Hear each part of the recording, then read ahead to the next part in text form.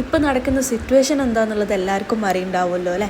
അത് കൂടുതലും എഫക്റ്റ് ചെയ്തത് ട്രാവൽ ചെയ്യുന്ന പാസഞ്ചേഴ്സിനെയാണ്. ആദ്യം തന്നെ എല്ലാവരും സേഫാണെന്ന് ഞാൻ വിശ്വസിക്കുന്നു. എല്ലാവർക്കും വേണ്ടിയിട്ട് പ്രാർത്ഥിക്കുക. എല്ലാം പെട്ടെന്ന് ശരിയാവട്ടെ.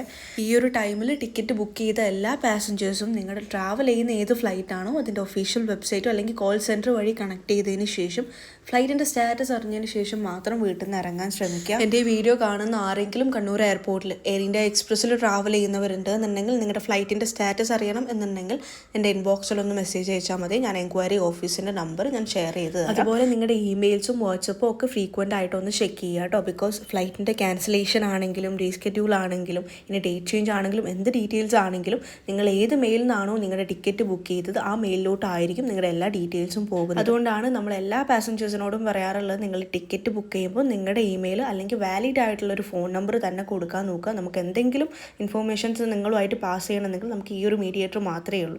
അപ്പോൾ ഇന്നത്തെ വീഡിയോ അത്രയേ ഉള്ളൂ. Until next time, by.